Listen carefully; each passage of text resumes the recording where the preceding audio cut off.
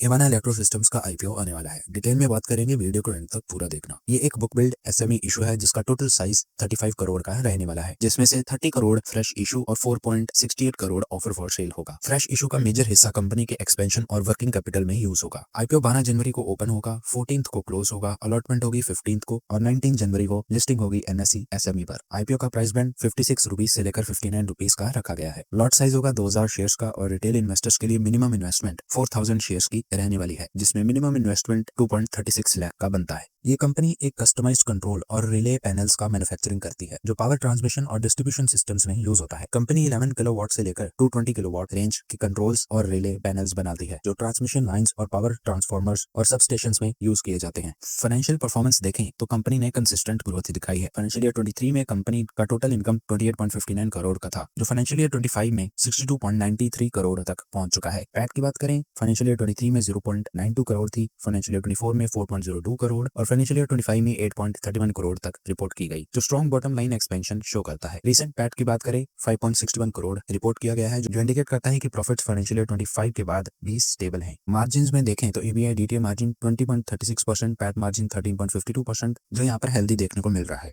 जो manufacturing segment के लिए काफी कंफर्टेबल लेवल पर है। आईपीओ के बाद वैल्यूएशन की बात करें तो प्री आईपीओ ईपीएस 4.76 का है, जो पोस्ट आईपीओ डिल्यूशन के बाद 3.67 का रहने वाला है, जिसके हिसाब से पोस्ट आईपीओ पीई 16.07 बन रहा है, जो इस कंपनी के पीयर्स के कंपैरिजन में reasonable to fully priced range में आता है। और यहाँ पर कंपनी के पास 52.24 करोड़ का कंफर्म्ड ऑर्डर बुक है, जो नियर टर्म रेवेन्यू विजिबिलिटी दिखाता है और एग्जीक्यूशन रिस्क को थोड़ा रिड्यूस करता है। आईपीओ के प्रोसीड्स का मेजर हिस्सा 11.55 करोड़ इंटीग्रेटेड मैन्युफैक्चरिंग यूनिट के सिविल कंस्ट्रक्शन और इलेक्ट्रिकल इंफ्रास्ट्रक्चर में खर्च होगा। 8.40 करोड़ वर्किंग कैपिटल के लिए यूज किया जाएगा और बाकी का पैसा जनरल कॉर्पोरेट पर्पसेज में यूज होगा। लेटेस्ट जीएमपी की बात करें तो वो 14 रुपीज चल रहा है। अपर प्राइस बैंड 59 रुपीज के हिसाब से एस्टिमेटेड लिस्टिंग 73 रुपीज की बनती है, जो approximately 23.7% potential listing gain suggest करता है। पर यहाँ पर यह भी चीज याद रखना, जीएमपी वॉलेटाइल होता है और गारंटीड रिटर्न्स का इंडिकेटर नहीं होता। ओवरऑल बात करें तो ये एक steady growth power sector manufacturing SME है, जिसके स्टेबल मार्जिन्स है, लो डेट, विजिबल बुक ऑर्डर है और कंसिस्टेंट फाइनेंशियल इंप्रूवमेंट देखने को मिल रही है। रिस्क साइड देखे तो वैल्यूएशन चीप नहीं है, मीडियम रेंज में आती है और लीड मैनेजर का पास्ट ट्रैक रिकॉर्ड वीक है, जो आप इग्नोर नहीं कर सकते। तो ये आईपीओ उन इन्वेस्टर्स के लिए है जो medium to long term holding का माइंडसेट रखते हैं। बाकी अगर आपको किसी भी स्टॉक में इन्वेस्ट करना है, पहले अपनी थॉरो रिसर्च कीजिए और फिर इन्वेस्ट कीजिए। ऐसे ही मार्केट अपडेट्स के लिए हमारे चैनल को सब्सक्राइब करना मत भूलिएगा।